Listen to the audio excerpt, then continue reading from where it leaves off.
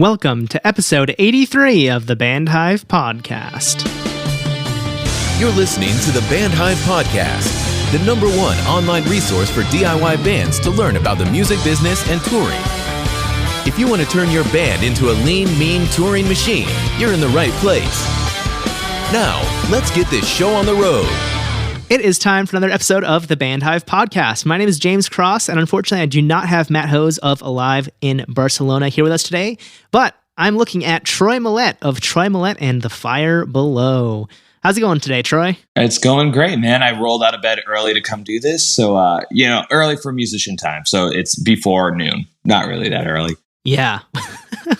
Well, much appreciated, especially since you guys played a show last night, so that's especially early on musician time. Absolutely. You push everything back 6 hours if you have a gig the night before, I think. So really by like 2 p.m., I'm going to be firing on all cylinders. Yeah, exactly. There's a Fire Below pun somewhere in there. Lighting a fire below somewhere. Yeah.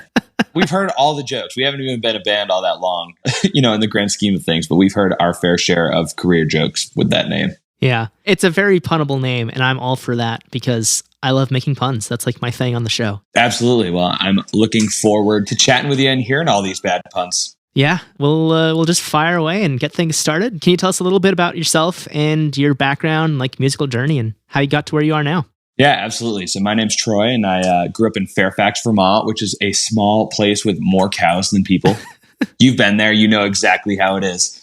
And, I was kind of fortunate and cursed with growing up in a place where all there really was around were your friends. So what my group of friends did is we ate a lot of McDonald's that we drove incredibly long distances to get. And we started bands, and we would just play in these bands. So we started doing the kind of talent show, coffee house thing. And when it came time for college and all that, I decided that I got more out of this than trying to impress that one girl in high school, and decided to kind of take it out there and play in bars. And I got some great opportunities to play like the fair circuits. And here I am still kind of doing that same thing today. Yeah, that's awesome. And so you said The Fire Below hasn't been a thing for that long. How long has the band been together? Oh man. So there's kind of two stories about how The Fire Below came together, and they're both equally important to this story. So I was playing Nectars with my friend Dylan Gombis, who plays the fiddle, and we were playing Tuesdays before Dead Set. So we were playing like the dinner crowd. And just the nature of the beast is you bring in an acoustic or a solo writer to play while people eat dinner, and what if people listen to you, it's a bonus, but that's, you're just kind of there for the background noise. And Ryan Clausen, who's now our drummer, was the booking manager at Nectars. And he's like, hey man, I'd really love to book you for, a set that gets you paid and a set that people come and dance to your stuff, but I can't just book a chubby guy with a guitar, for our 9 to 1. And I'm like, yeah, I know. Like, I'm sorry. Like, I could play Wagon Wheel faster. I don't know what's gonna do it. So he's like, well, I'll drum for you. And I'm like, okay. So I kind of kept that in my back pocket and never called him on it, just because I assumed that it would be a hassle and that people wouldn't be interested in these songs amped up that way. But then we released our record, Living with a Ghost, and we were asked to play the after party for Grand Point North, which Dylan and I had played as an acoustic duo the year before. They were like, we'd really like you to play full band. I'm like, oh yeah, of course. Like, what else would we play as? Of course we're going to play full band.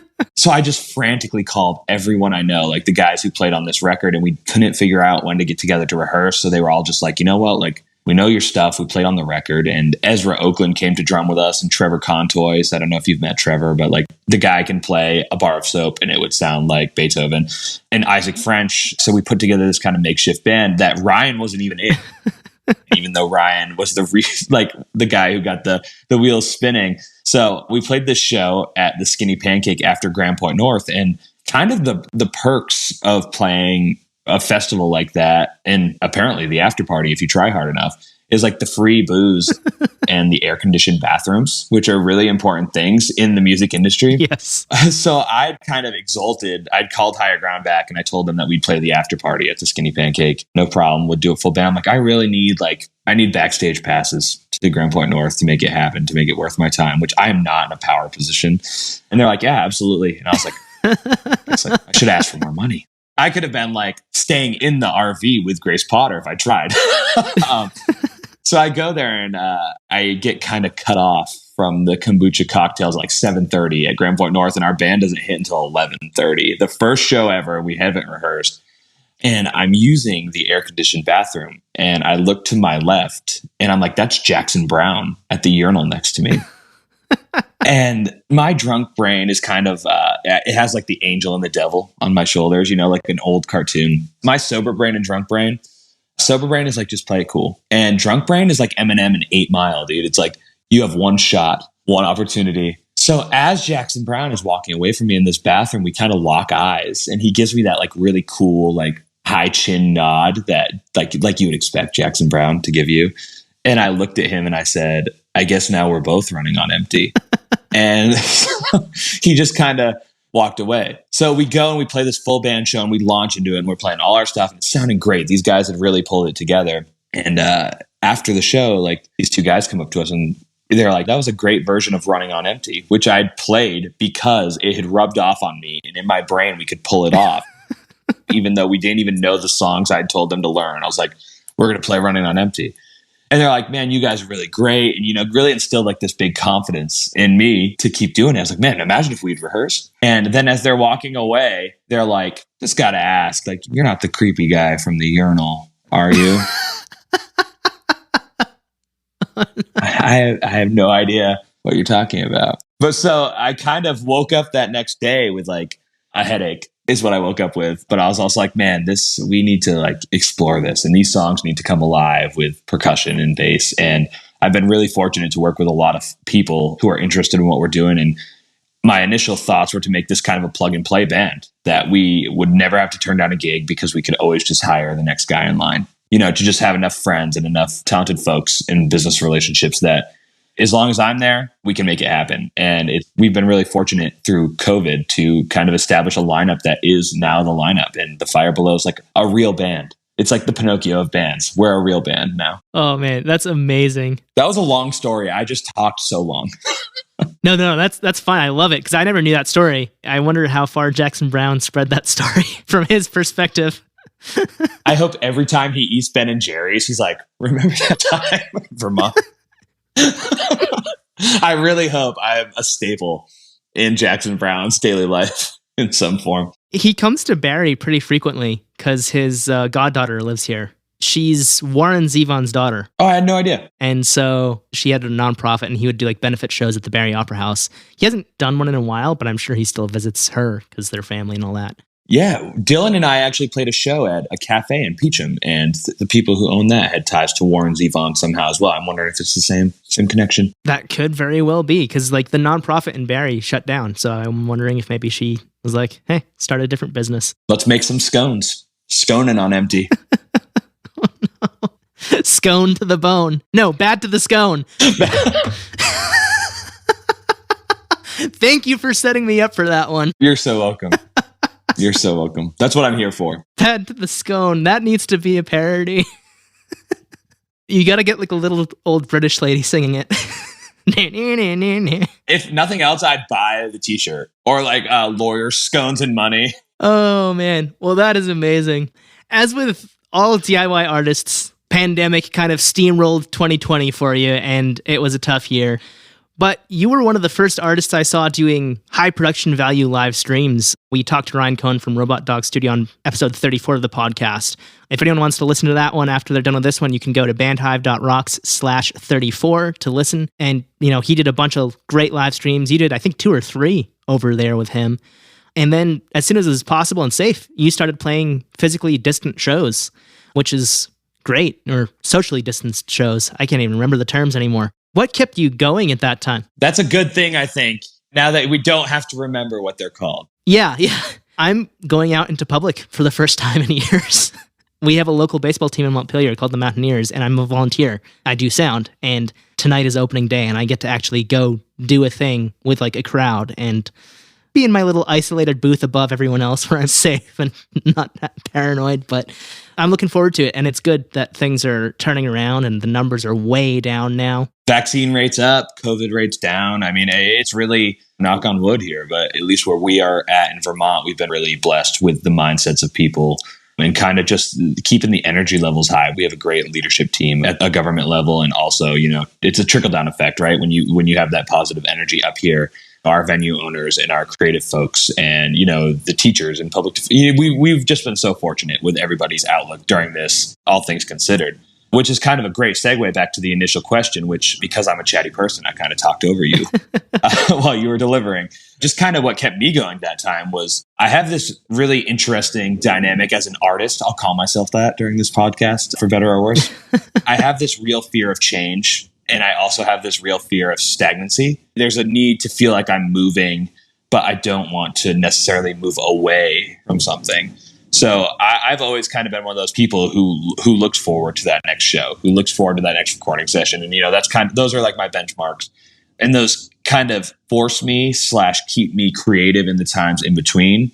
And also, as someone who's been in the industry, sometimes it's a slog to do the things you love in this business, because a mountain of emails, even if you're getting to play gigs, which is your favorite thing in the world, is still a mountain of emails sometimes. And I didn't realize how much I would miss a mountain of emails until I didn't have a mountain of I did have a mountain of emails, but they were all cancellation emails. And those are even worse than a normal mountain of emails. So as things started to kind of shift, my initial concerns were keeping my family and the people I love and myself safe. Can I leave the house? Can I get groceries? I had those same initial concerns as everybody. And I spent a lot of time in my house with a guitar writing songs. And then as things slowly, the pendulum shifts a little bit, that this is the new normal, at least for now. And, 6 feet and no more than 5 people in a room. It's like, well, okay, so I'm not getting the Fire Below together anytime soon to go record an album or anything like that. But Ryan and I had kind of been in contact, and he mentioned that he was kind of in his pod and between home and the studio and, getting his food delivered and picking up groceries. And that's kind of his circle. And I was like, well, I kind of have the same circle and it's just me. And he's like, well, maybe we could come in and we could try like this Facebook Live platform, which has been around for years, but it's like people selling jewelry for pyramid schemes is kind of what Facebook Live was to me. Or like you're on a walk with your dog and you need to show the world for some reason. And, 3 people tune in and my grandma comments, even if she's not your Facebook friend. I don't know how my grandma finds these Facebook videos to comment on. The algorithm is just like, Nancy needs to see this dog. She doesn't know. So we we're like, well, let's see what we can do with it. And the first one was, Ryan is a master of all things audio. So I knew it was going to sound great. But he converted these old iPhones into like portable video rigs and like started running switchers. And he got to a point where his video production was pretty stellar for a guy who's running things live and on the fly. And we kind of got to be his guinea pigs through that process, which was really lucky, just kind of right place, right time, and having that friendship and relationship with him to kind of stay connected during the pandemic. And I think we did 5 total. 2 full bands, and then I think we did 3 by myself, which was a really interesting business opportunity too, because we ended up linking up with like businesses and breweries and promoters that are outside of Vermont who were just looking for content to shoot onto their pages. I actually think it was more than that now that I say it, because we did 3 for Higher Ground. So we did 6. We did 3 for ourselves and then the full band one. So we were there a lot. I lived at Robot Dog. That's awesome. I bet you got lots of time with Robot. He's such a good pup. Yeah, Robot is not super interested in my nonsense when I'm there. He likes to say hello and like make an appearance, and then he wants to move on with his doggy day. Yeah, there's only room for one diva at Robot Dog Studio, and it's Robot. It's Robot, yeah. And that comes from a place of love, Ryan, if you're listening. Robot is awesome. I love Robot. Well, it's not Ryan Dog Studio for a reason. Yeah, exactly. Oh, man. Well, kind of on that note, do you have a rough idea of how many shows you've played since the pandemic hit? How many in person and how many live streams you've done? I would say 50 ballpark. We kind of had the Pokemon approach to booking, which was like, got to catch them all as things started to open back up, which was a really interesting thing to balance because I feel like I've had that approach to booking for a long time, but safety has never been a concern. So those email chains of making sure like, okay, are there going to be people there? How far away are they going to be? What are the requirements for them? Can they be seated? Can they, are they in pods or there's just a lot to work out. So there was definitely that like lingering, I don't want to call it fear, but that lingering concern of, are we doing the right thing? But also that lingering concern of like, well, I know this is something I need to do right now for me. If this is something that other people need as well, like, and we can provide it, maybe we should. And I'm glad we were so fortunate. We did not play a show throughout the whole thing where I left feeling like maybe that was a little too much for where we are at the time. So I think that says so much about our venue owners and the people who make shows happen, that safety definitely was a primary concern in a year where it would have been so easy to just focus on lost revenue. And if we can pack, well, this room seats 100 and we can have 40 in it, let's sell the 60 and like, we'll make it work. I didn't see any of that, which was so refreshing and so nice to see people looking out for one another and genuinely wanting to make music and performance happen over making the quick buck, which, man, everybody can use the quick buck these days. Yeah, absolutely. I mean, it's with so many venues shutting down, it's been really a shame to see. And I think we've been really lucky that I don't know of any of the major venues in Vermont shutting down. Higher Ground's still going strong. Nectar's is still going strong. I'm sure there's some that have shut down, some smaller ones. But we've been so lucky that, like, if Higher Ground was gone, that would be it for the Vermont music scene. Well, they have their fingers in everything. Yeah, exactly. All our big concert series are presented by Higher Ground. The Ben & Jerry's, the Show Museum. They have that sweet new spot on Pine Street that's like an outdoor performance venue, that just a satellite venue they decided to pop up so people can enjoy outdoor music all summer. And we're really lucky that we have creative folks behind those ventures and not folks who are like for-profit music lovers. They're kind of music lover first, and the profits that follow are a bonus. Yeah, I mean, that's the one thing too, is like it's a very community-based area. Just like your connection to Claw. He's the talent buyer for Nectar's. He plays music and works in the music industry. But first and foremost, he's a musician. A lot of bands have horror stories about talent buyers or promoters that just screw them over. It's like, yeah, those are the guys that probably aren't actually musicians. They like music, but they like money. And that's why they're doing it. They're like, well, I don't want to work a day job, so I'll do this. And it's tough to see that when people don't have that compassion and caring for artists and are just in it to make the most money that they can. That's very frustrating for me. And like, I'm not even an artist who plays shows. I just know a lot about the industry and enjoy answering questions. And like, that's why Band Hive exists, because so many people ask me questions. I'm like, okay, time for a podcast. Absolutely. Just pod it out. If you need to know anything in the world, there's a white dude with a podcast about it. That's kind of where I'm at. It's the millennial library. Oh, that is so true. I've never thought of that, but that is so true.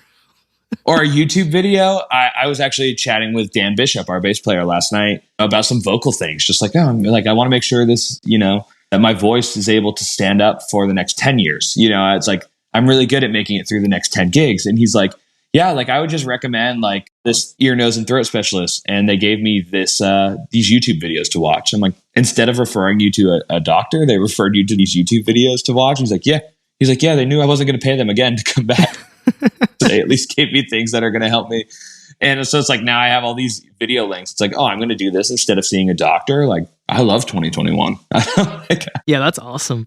Well, looking ahead at June and July, and I mean, by the time this episode comes out, it'll be June 29th. So we'll no longer be looking ahead, but we're recording it on June 6th. And you've got, like 30 shows in the next 2 months? There's a lot. Yeah, man. I'm looking across the room at my calendar right now, and so my calendar has 6 weekends on it, and we have Thursday, Friday, sometimes twice Saturday and Sunday gigs every weekend. I cannot remember the last time that was a problem. I'm so blessed. And it was kind of a mad rush as things opened back up. I know I'm not super in tune to where things are at in the rest of the country. I hope they're experiencing similar joys that we have here in Vermont as the light at the end of the tunnel grows bigger and bigger with this COVID thing. But the reopening phase kind of happened very quickly. I think everybody was Governor Scott had put this July 4th-ish kind of timeline on things. And then our vaccination rates just went through the roof, man. We're closing in on 80% of total eligible populations vaccinated. And Phil Scott has said that outdoor venues, not really a problem anymore. Kind of indoor venues, if you're vaccinated, not really a problem anymore. And as the science comes out, we've kind of had our thumb on the pulse of that. So there was kind of a mad rush for venues as these things started to open that they hadn't planned on booking music this year. I think 90% of the venues we have on our calendar right now, it wasn't even on their radar heading into even April that they would be able to open and have performance in some capacity. 3, 4, 5 nights a week. But that situation has changed so rapidly. And I'm so blessed for that because we're able to pick up, we're doing residencies at like some breweries like Weird Window, which has never done music before. And they decided, hey, if it's safe, like we should try it. And I live right down the road. And I love drinking beer and playing acoustic guitar, and it's the perfect thing. But also those Nectars and Higher Grounds and the more prominent established Arch Riot's back. I wasn't sure. That was kind of my, I love Arch Riot. The vibe in Arch Riot is amazing. But that was kind of my fearful, like, kind of ownership management in limbo heading into it. Like they were going through some big changes, and then to slap a national pandemic on it, I was worried about it. But they're back open, man. They're serving food, and they're partnering up with the 405 Higher Ground thing across the street. And there's music inside and music outside. And I think there's more opportunities for performance. And I think a lot of people who maybe weren't interested in being in that business before have kind of got the bug because they've missed being able to go out and get it elsewhere. So I think there will be more small venues, I think, coming out of this than anything else from my experience so far. Yeah, absolutely. It's incredible that you've been able to book so many shows so quickly. That's more shows than a lot of DIY artists play in a year. And I mean, that's one thing you've always done is you're playing shows constantly, which is great. And other artists should take note of that and don't oversaturate the market. But if you're in a rural area like Vermont, where towns are 20, 30 minutes apart, play every town you can, Like, you're not going to oversaturate it because a lot of people aren't going to drive 20 to 30 minutes, but they'll drive 10 minutes, They're like, oh, hey, the restaurant in town's having this show. Like, I'll go see it. That's community. Like, people can't drive half an hour every night, but they'll drive 10 minutes. Like you said, Vermont's so small that a lot of the venues we play are like 20 minutes away from each other. But you see a different group of people each time. We just played First Republic Brewing in the month of May, Thursday nights. Same people every Thursday, but we play down the road even at On Tap. We don't see those people there, but they're dedicated to their Thursday night show at First Republic. So we kind of have a circuit within our circuit, which is kind of cool because to someone, even a New England artist, let alone a national artist, like Vermont is one stop and you hit Burlington and you kind of do it. But there's a thirst for creative things outside of Burlington. The detriment to that is I think that a lot of people who have that thirst aren't willing to put in the added effort, or maybe just don't have the means to put in that added effort to get there. And I think that was kind of a unique growth opportunity for us during the pandemic is when you slap a show up on Facebook, all of a sudden our college friends who haven't seen us play, the ones who live in Wyoming and Washington State and, places that we don't go, those just aren't in our circuit now, maybe someday. But we were playing shows for them again, and we were getting that engagement, and we were selling those T-shirts, and we were having those interactions again. I was getting those DM messages, and for a time when things were so disconnected, these shows really were a way to connect with people in a way that we probably wouldn't have gotten to without COVID. Yeah, absolutely. So with all the shows you're booking now, and you mentioned earlier how you're asking questions about the safety and what kind of policies are in effect at that venue.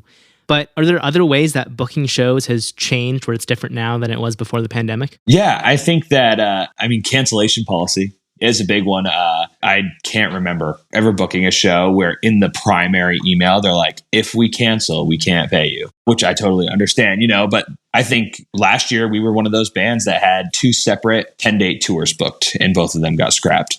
And, we did what we can. I'm not looking to sit here and be like, we are the saints of traveling musicians because we understand the hardships for venues as well. But we did what we could to not take money from folks who needed that money as much as we did, to stay open. We're going to still be a band at the end of this pandemic if we make $0 through the pandemic.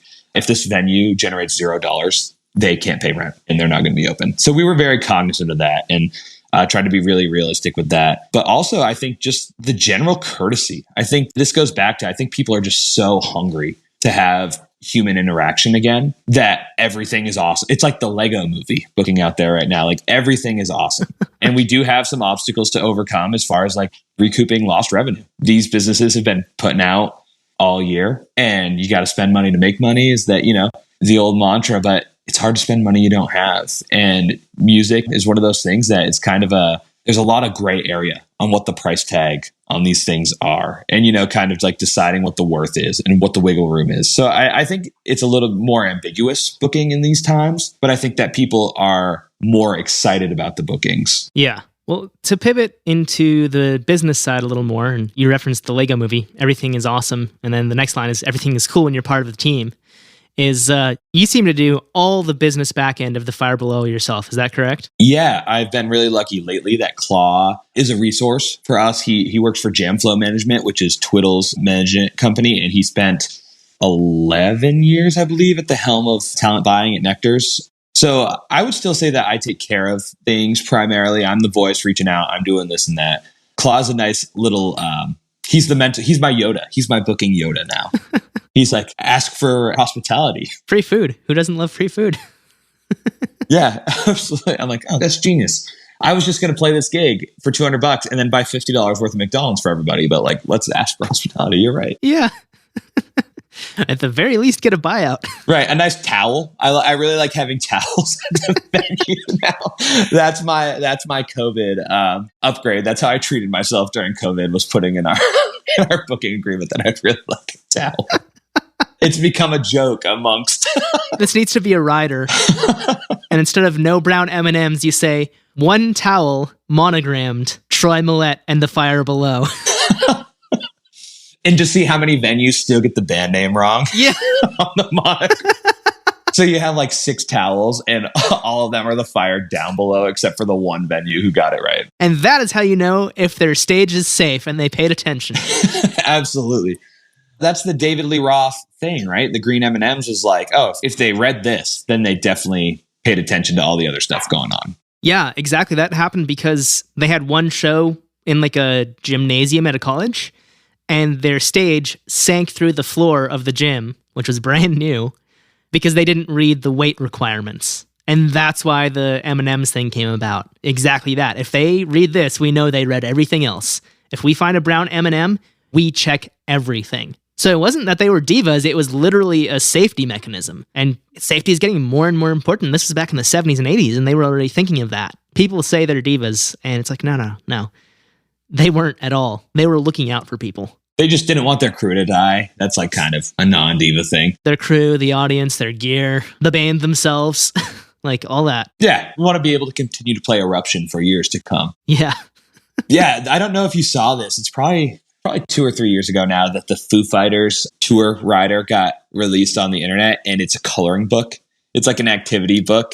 Kind of similar stuff that like Dave mentioned. He's like, if we go there and someone took the time to, even if they read through this and colored it and laughed and answered the questions the whole time, at least they know. They took the time, it like made it in front of someone's face, and that's how we know. And in that same interview, he kind of explained, I didn't realize that like the Foo Fighters probably have more in common with like the Harlem Globetrotters or like WWE wrestling than any touring band, because their tours are so massive and they operate. So they have like multiple stages that crisscross the country, that like one is already set up when they get to the next set, and they fly from place to place so that they can go home and like drive their kids to school. It's the equivalent of like the Harlem Globetrotters having 6 different teams that are all the Harlem Globetrotters, and they're playing in 6 cities every night, as opposed to a band that packs their stuff up onto a bus and drives 300 miles through the night. It's just amazing to see that, especially in such a singles culture and in such a digital age where, this is not even a joke, I think Olivia Rodrigo is amazing. And I'm like still not convinced that anybody's going to care when she releases that next record. But the Foo Fighters can still sell out 100,000 seat fields 100 times a year in the United States, and they've been a band for 30 years, and they still release records that top charts. They're not a novelty act. It's very bizarre almost, considering the music climate of the mainstream industry. Foo Fighters are such a good case study to really dive into at some point. I'll have to nerd out about that more. And then there's the Dave Grohl stuff that just like he's involved in everything. He's like making movies. He has like television series. He has books. Like this guy is just, he's the Gordon Ramsay of rock and roll. You can like watch this guy complain about anything, anywhere. And he just looks like the guy that if you saw him at Re-Raws, you'd want to walk over and like drink an Narragansett with. Yeah, and even going back like a decade with Them Crooked Vultures, that was amazing. For those who don't know, that was a side project supergroup with Josh from Queens of the Stone Age and John Paul Jones on bass. Yeah, like what are the odds? You get to play with John Paul Jones. And Dave Grohl was in Queens of the Stone Age for a little bit when Foo Fighters released that. Yeah, he did the drums on the first record, didn't he? Yeah. The Foo Fighters were kind of going through that like existential, like, oh, are we going to be the biggest band in the world again? kind of vibe. And Dave just like, he's like, hey, I met this band that I really like, and I'm going to go play drums with them. And just like slept in the van and rode around with Queens of the Stone Age, even though he was in Nirvana and the Foo Fighters were literally the biggest rock and roll band in the world at the time. And he's just driving around in a van playing in Queens of the Stone Age. He's like, I like this music. I play drums loud. I'm going to do this. The hardest anyone's ever played drums. I do that. Yeah, exactly. But keeping the dynamics and not bashing the cymbals so they just sound terrible. Right. Well, I think he can afford some pretty sweet equipment now. Like those cymbal dampeners are probably pretty serious. Yeah. Well, man, to get back to you and the Fire Below, since you do all the management yourself with some guidance from Claw, what tools and systems do you use to keep all of your communications via email and whatever platforms organized when it comes to booking shows or just anything related to the band? Google Sheets is probably my best friend in booking shows and just doing this. I have this really weird personality trait where I'm able to kind of compartmentalize and push everything aside and nothing's an issue and it's all a non-issue. And then I'll get like manic about organizing like in one day and I'll do like 6 months worth of business and bookkeeping in like one afternoon. Last week, I sat down, I had one of those like manic focus moments and I did our Google spreadsheet with expenses and dates and updated the Google calendars. So we're starting fresh in June. It's our halfway point, and it's so nice with a nice empty Google spreadsheet. But it's something that I wasn't always really good at. I kind of found not even that long ago, about a year or two ago. I guess everything feels like last year, but it was two because COVID is just kind of the lost year. So it would have been 2019 when the band was really busy, and I was also doing a lot of solo stuff and stuff with Dylan Gombis on violin. I believe we played 160 shows in 2019, which is booking yourself. That's a lot. And I kind of got to the end of the year even and didn't have a great idea about what I had spent or what I had made. And I was kind of like, okay, like, well, I know I played these shows and I got these W9s and I know I bought this guitar and I spent this much on the record. Like I had the notebook jottings of that, but probably in about September of 2019 was when I was like, I need a system and I need to know where I've been. And it's also been really interesting to me because it's easy for me to not get so lost in the business side because it's not what I'm super passionate about, even though I have to take a vested interest in it. But I've kind of used it as an opportunity to catalog what we've done and even keep track of like some set lists and like, oh, who did I play with and who opened these shows? And I get more joy at the end of being like, yeah, man, it really sucked to calculate my mileage expense for 160 gigs. But like, it was pretty cool that I got to see that. It's like, oh, I played with my friend Andy James from the All-Stars. I played with him 16 times this year. Like, you know, kind of. So I kind of like do the little Easter egg thing for myself to keep myself invested in my bookkeeping.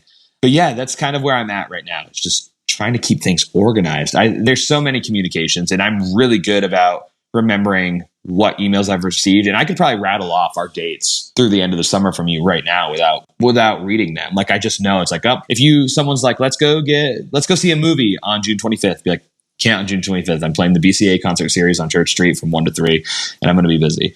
But, you know, someone else needs to know that. There needs to be other documentation. And with a band, it's really nice for them to be able to log on our Google Calendar and be like, hey, I have a wedding this day and I'm not available, as opposed to me taking a gig and then having to cancel, which classic Troy Millette back in the day would be.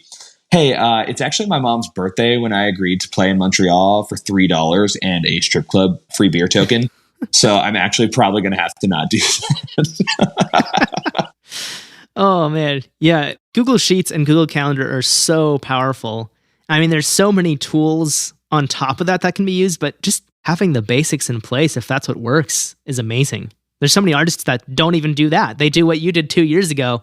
That's impressive, though, that for the amount of shows that you play, that Google Sheets is doing it for you. That's really cool. Yeah, well, so I think we could definitely be more in depth. And I think we're getting to a place where coming out of this pandemic that we probably will have to. And it's, you know, I'm one of those guys who I don't feel like I need control, but it's like I am a doer. So I'm like, oh, I'll just do it. It's not a big deal. I'll just do it. So to have someone to be like, oh, I'm gonna have to ask someone to do it, you know, like I kind of like, I'm more tentative about asking someone to do something for me than to just be like, well, I'll figure out how to do it and I'll do it. The thing that's really been a blessing about any Google program, and we were chatting about this a little bit beforehand, is just like how accessible it is. I can log onto my Google Sheets on my phone and put in that I had a $40 expense for this gig because I had to send my puppy to doggy daycare. You know, whether that's something ultimately I get to write off or whatever, well, that's for the CPAs to decide or whatever. Just to know that that's an expense that I had. So it's like, oh, you know, we made, and these are all arbitrary numbers, but we made $500, say, right? It's like, well, okay, but we drove 200 miles. We stayed in a hotel that was $100. We sent the dog to doggy daycare. It's $40. So it's like, okay, we actually netted. I had no idea. I could have sat down in 2019 and gone through a list of our shows and told you what I was paid at each show. No problem. My brain just works like that. I can call back and I'd be like, oh yeah, I had the gravy fries and they were really good. And he paid me in a check for $300. And his name was Steve. And like I have that, but I wasn't really good at like wrapping my head around, oh, but I actually spent $400 to make this trip happen. That's been the biggest tool. All jokes aside, I will rag on Ryan Clausen all night, but just making sure that the net makes sense. And the music industry is really interesting. I've had this talk a lot because if you're a carpenter or you're a painter, there's some type of like raw good that at least gives you a benchmark for what you should be charging. I have several guitars, all of them well over $2,000, and I love them. They're my children. But I don't really factor that into the cost of me playing because it's like, well, I these are mine and I have them. And, you kind of have that level of like guilt for charging someone for that. But if you're a carpenter building someone's deck, you're like, oh, it's $600 worth of materials. And because I acquired the materials, it's a 1.5% markup. And then my time is worth $13 an hour or whatever, $30 an hour. And so your total is $1,500. And people can kind of wrap their heads around that. And you pay a carpenter $1,500 if you ask for it because, well, look at all this. It's right here. Wood and nails, and he charges $30 an hour. Where in the music industry, you really have to kind of like weigh opportunity versus compensation a lot, especially where we're at right now. Like to drive to New York City and have the opportunity to play for this budding artist, but knowing that you're going to break even. Well, does the opportunity outweigh the compensation? Yes, often, yes. But also, like I wish there was just some benchmark of like, oh, this is the material good. Because I feel like people want that when they book. And not so much this year. Like I said, I think people have been way more open to booking this year than ever before. But a lot of people you'll throw a number at and be like, oh, we have our rough costs, within 50 miles of home. It's, here's our tiers. And if we know that you can throw a little extra, we'll ask for a little extra because people do that. But we've gotten the response like, oh, that's a lot of money, a lot. And I think it's because there's no solid item good or expense necessarily that you can pinpoint. That's like, this is what accounts for this much of it. Even though they exist, there's hidden costs in music. We were talking about PA systems. It's like, if you have a nice PA system that will feed a field with 200 people in it for a 6-piece band, you have $3,000 invested in that. Yeah, minimum. And that's not even accounting for replacement cables, which XLR cables, you heard it here first, are the most deceiving cost in the music industry. You could buy like $100 XLR cable. I don't understand. They're the most deceiving cost in the industry. You heard it here. This is where I say make your own. Make your own XLR? Yeah, it's so worth it. Do you make your own XLRs? I don't anymore because I have plenty at this point, but it's so worth it. If you know how to solder, you can do it. It's super easy. And then the benefit is if it breaks, you're like, oh, I know how to fix this because I made it. You just unsolder it, snip off the end, strip the wires, and solder it back on. And it's like, okay, now instead of a 20-foot cable, I have a 19-foot 6-inch cable. Big deal. That's still close enough. I am the guy who stretches our 15-footers, though, that like that cable needs to go 16, but we're going 15. And it's like hanging a little bit off the ground. I'm really bad about that. And that's why they break. Yeah. Oh, man. Well, on that note of, you have a very jovial personality, and that carries over to when you're on stage as well. When you're performing, there's lots of banter. It seems like it comes extremely naturally to you. And so my question is, have you always been that way, or is that something that you consciously learned to do and now that's just, you've become that? So my name's not even Troy. That's all a total act. No, that's just kind of, it's funny because when I started playing, I was so self-conscious about my voice and about my guitar playing that I would get really nervous. And I have never had a phobia or fear of talking in front of a crowd. I feel like I can kind of win the people over with that. So that's kind of how it began, is that when I would go play these solo shows, I would start the set with 10 minutes of talking just so I could like get my hands to stop shaking long enough to play the song. And it just kind of developed into kind of what people would expect in the natural progression of the show, to tell the story behind the song or tell this anecdote about getting to the show and to kind of work through the show. And it also really is a nice time filler when you first are starting out and you know 20 songs and you're getting bookings that want you to play for 4 hours. And it's like, it takes a lot. When you know 6 chords, it takes a lot to stretch 20 songs into 4 hours. But you also aren't in a place to say no. So it just kind of became that the shows developed into feeling like you were sitting in my living room and we were passing a guitar around, and that's what the show was.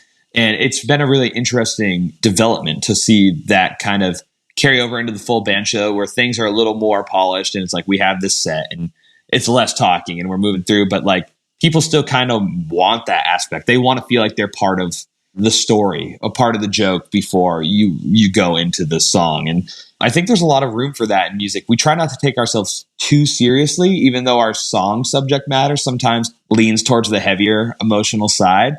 But then it's not unlike me to pause in the middle of a song and point out someone's hilarious t-shirt in the crowd.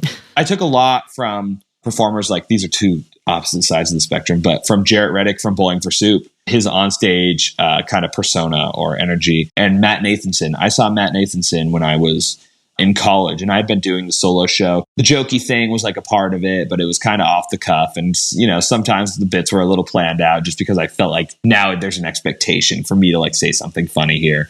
And I saw Matt Nathanson and just his aura made people comfortable. And the stories, even if the punchline wasn't this big, like A+ payoff, like the chuckle was good enough. So it kind of allowed me to be like, oh, I can just talk to people. And people are interested in just talking and hearing what I have to say. And like the casual chuckle's enough. That has stuck with me, that I want to be the same person standing up there that when I walk off to the side and go to the bar, that you can walk up to and talk to, and it's going to be that same interaction. Yeah, I think that's amazing. And the reason I ask is it's so important for an artist to connect with their fans. Having great music is the first step of that. But for the artist to go up, say, hi, we're so-and-so, and they play an entire set without saying anything. They're like, thanks so much. There's our merch table. See ya. It's like, what did you do to create a personal connection with that audience tonight? You did nothing. They might have loved the show, but they're not going to leave thinking, wow, there are actual human beings in that band. You're not going to grow your fan base nearly as quickly doing that than like, you know, if Troy, you're singling somebody out for their shirt that's funny, they're going to be like, oh my God, Troy Millette thinks I'm cool. What? They're going to be a fan of your music. If they were dragged to the show by a friend, they're like, I don't like music, I don't want to go. Now they're like, hey, that Troy Millette guy's pretty cool. Like, I'm going to listen to his stuff. Right. We're lucky here in Vermont that our small venue is real small. I remember playing kickball with Newfound Glory in high school, that they were playing kickball by the van and the ball rolled over and my friend threw it back and they're like, do you want to play? And we played kickball with Newfound Glory and, you know, things like that. So we've been really fortunate to open some bigger shows for Rick Springfield and Grace Potter and Counting Crows and live. And I just want to be the guy that you want to come over and chat to. Twin Atlantic, I don't know if you're familiar with that band. Their songs are amazing, but they told a story about how they accidentally left their drummer at a rest stop the night before and they were just rousing him about it the whole show. And it's like, I feel like I'm in that band, you know, and I feel like I'm a part of that. And next thing you know, I'm leaving with the t-shirt and the CD. And people who go see live music, whether they admit it to you or even recognize it, are looking for some form of togetherness. And for me, it's really easy to like be a vessel for that. Like turn to the person next to you and like sing this chorus as loud as you can. And then to put the joke, it's like, it's dark in here. No one cares if it's horrible. You know, just the off cuff. That's the reality of the situation. That's what you would do if someone was in your basement at a jam session. And I think it has paid off in a lot of ways I pride ourselves. We've been told a couple times, and I won't go through, but that we are the easiest band in town to deal with. That's a badge of honor. There's that part that's like, oh, we could ask for a little more then. But it's nice to know that they're going to hire us for a job. We're going to roll in. We're going to be pleasant to be around, and we're going to do exactly what they've hired us for. And we're going to roll out. And everybody's going to have a great time. Some of my favorite musicians as well do not have that reputation. Even here in town, people that I love. And I'm like, oh, these are my favorite people to be around. When you play a show with them, you're just like, whew, man, like, was it really worth the soundcheck ran 30 minutes late and you almost put a halt on the whole show? Like, I spent 30 minutes doing way more ridiculous things than waiting for someone to be ready with their monitor mix, you know? Yeah. And I mean, ultimately, that's what it comes down to. The show must go on. And the artists who realize that, great. And then you have artists like Morrissey, who's like, it's 59 degrees and I need it to be at least 62 or I'm not going to play an outdoor show. It's like, dude, you already cancel half your shows. This is just making your reputation worse. We had a show with the band The Ghost of Paul Revere. They're a big folk band. They got the opportunity to play Conan, like the Conan O'Brien show. And they were flying back into Boston or something like that and driving down to play the Higher Ground show. And it was a disaster of a storm. Disaster. And we got there at like 3 o'clock. Of course, we're all local. The Ghost of Paul Revere was supposed to be there at 3:30, sound check. And we were supposed to be able to start sound check by 5:30 for doors at 6:30, show 7. At 6 o'clock, the Ghost of Paul Revere just rolled in. Yeah, and tensions were high and whatever. And this maybe an intern, maybe not, someone I hadn't seen at Higher Ground before kind of rolls in and knocks on the dressing room door. He's like, hey, man, he's like, they wanted me to come up and tell you that we're not going to have time to do a sound check tonight. I could just tell that he was so nervous. And I'm like, yeah, it's cool. No worries. He's like, you're sure? I'm like, yeah, man. I was like, nothing you can do about it. Like, you can't control the weather, man. Like, a quick line check will be fine. Even though in my head, I'm like, are you serious? I've been sitting here for 3 hours and we're not going to. But well, what good does that, putting that energy out there before? It doesn't make our show any better. We're not getting the sound check, So like, why make a harder day for someone who's already having a hard day and like doing everything they can to make this show happen? Like, man, if the folks in Paul Revere could have been there at 4:30, I know they would have been there at 4:30, and that's okay. Things happen. And, I think that there's an element of things happen that's easy for people to forget, especially when you're playing 160 shows a year. And you want to roll in and you want to set up this same set and you want to do it. These are what XLR cables I roll out to these speakers. And this is where I put these speakers. And this is where my reverb is. And that's just not a sustainable way to go about things. And I've learned a lot about that just by making the joke and going with it, even if it's earth shattering in my chest. And if you fake it enough times, you kind of adopt that personality where it takes a lot to rattle me before a show now. It really does. There's nothing that's surprising. And I know that like we can make lemonade out of lemons given almost any situation. I gotta ask, does part of that come from the fact that you have so many different versions of your stage show? Like you have your solo stuff, you have your Troy Millette and Dylan Gambus, you have the Fire Below, you have some trio shows, I think. Like, is that always been in the back of your mind? Like, hey, if we can't have a drummer because there's no sound check and there's no line check and there's no room on the stage for drums because the headliner brought all this gear that wasn't advanced, like, we can do a solo acoustic show. Like, is that a relief to you to keep in mind that you can just change it up? Yeah, absolutely. And I think that we have a good crew. I have a good crew of friends and musicians that like the confidence level is high rolling into a show. I'm the weak link 90% of the time when we roll into something. And it goes back to the Fire Below, kind of the vision was to begin with this plug and play. Like, you need an acoustic trio, we can do that. Oh, you want a duo? We can do that. Just like the Pokemon booking method, right? But it's really been a blessing to have so many options, like you said, because of that. And it's also allows for us to expand.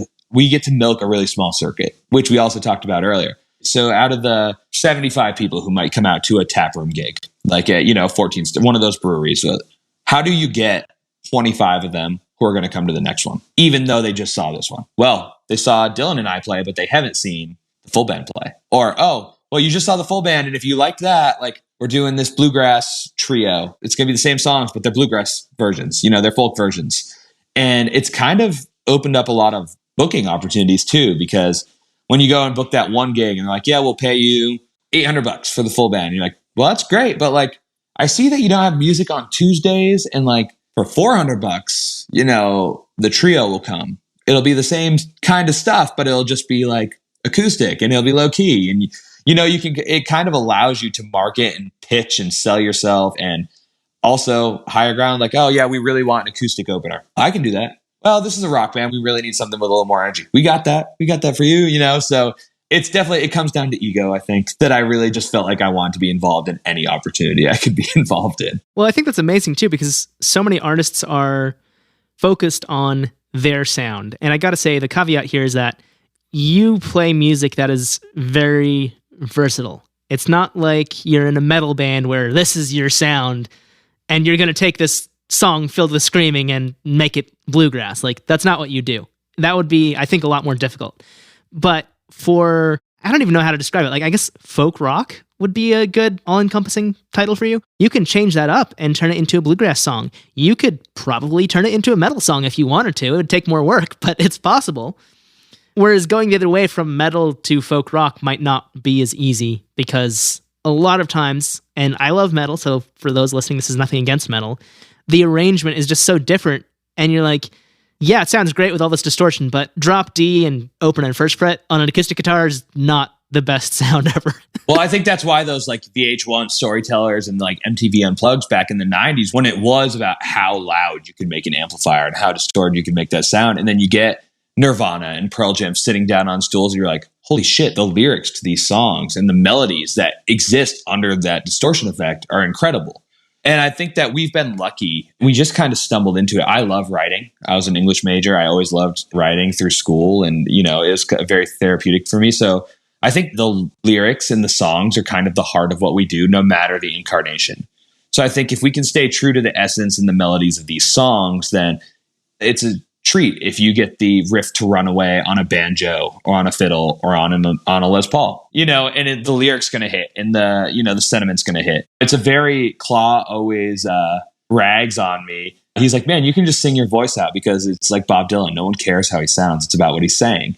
But that's really my approach to writing new material is I want the lyric. I want the message. I want it to tell the exact story I want to say it. And there's people who sing circles around me and I'm in awe of them. Isaac French, Mark Daly from Adela. There's just so many people in town who are these amazing vocalists that don't even get me started on like Nicole Nelson from Dwight and Nicole and Cat Wright. There's just so many people in town who are amazing musicians and amazing vocalists.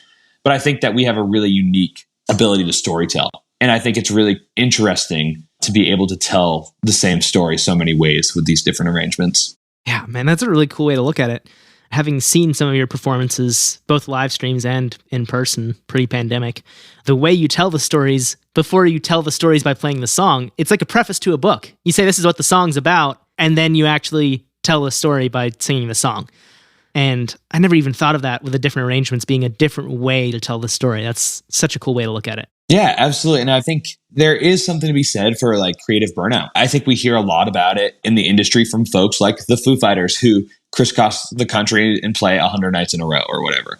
And that's like, you're allowed to like bitch about being famous and, you know, doing the thing, but you don't talk about the folks like myself or like Seth Yakavone who plays literally 300 shows a year. That guy's insane. For me, it keeps it fresh. I don't know how many times I could play Ghosts of What We Used to Be as a full band arrangement with organ sounds in the back and in good faith stand up every night and be like, I still really like that song. But I really love strumming that song and hearing Dylan play this very like countrified fiddle fill in the middle of it. It's like, oh, that was fun for me to let him have that interlude. And I was ready to sing that third verse. I was excited to sing that third verse coming out of that solo.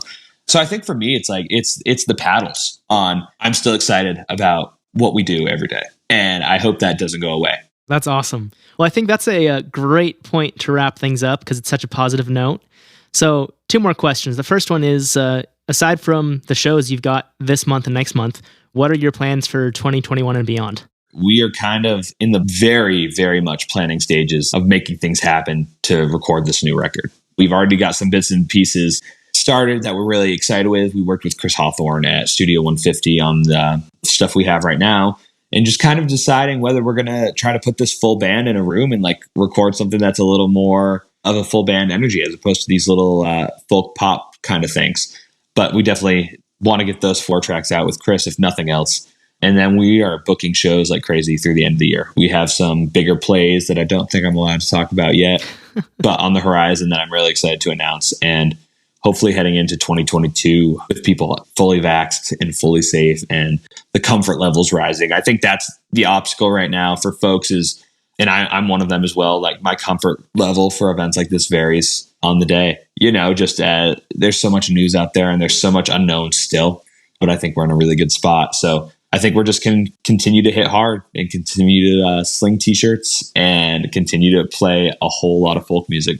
Awesome. Well, I'm really looking forward to hearing the EP or album, whatever it turns out to be, when that drops, and looking forward to seeing some shows as well. So best of luck with that. Thank you again for joining us. And then last question, man, is where can people learn more about you and your music? Yeah, the best spot to do that is troymillettemusic.com. There's links to our Facebook page. We have Twitter, Instagram, all that. I do have a TikTok, but I haven't started using it. Maybe that'll be my next 2021 goal. There might be some interesting stuff out there. I don't know. Maybe that's today's project, James. Maybe you inspired me with this last question. Yeah, I feel like you could have some very entertaining TikToks. Just for the folks listening in audio, anything Troy mentioned, other artists, Troy's music and website, of course, the venues we talked about, all that will be in the show notes at bandhive.rocks/83. So if you want to go there, you can find the links to everything we've talked about and discussed. All that stuff will be in there. So that's at bandhive.rocks/83.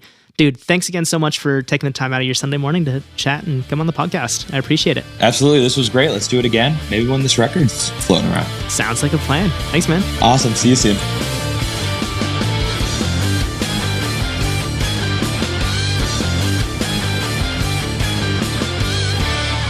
That does it for this episode of the Band Hive podcast. Thanks so much for tuning in and listening. And of course, big thank you to Troy Millette of Troy Millette and the Fire Below for joining us on this episode. What a great chat. Such a funny guy to listen to. Just everything he says makes so much sense, and the humor that he brings to the table is great as well. And he does the same thing for his live shows, as I mentioned in the interview. So super cool to learn from him about how he runs his business, because he books so many shows. If you want to book more shows, I highly encourage you to do what Troy does. Embrace the pile of madness, embrace the emails, all that stuff, and just go with the flow. If people like working with you, they will want to book you over that other band who might have the same crowd, but yeah, is not so great to work with.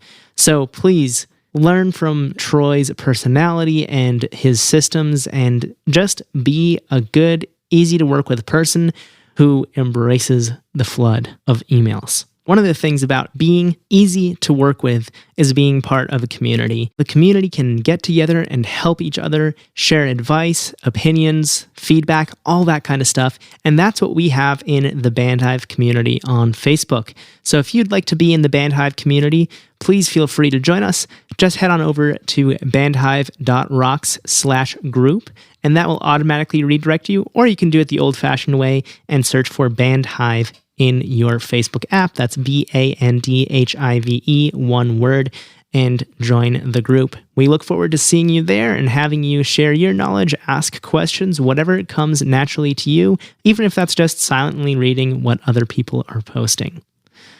We'll be back with another brand new episode next Tuesday at 6 a.m. right here in your favorite podcasting app.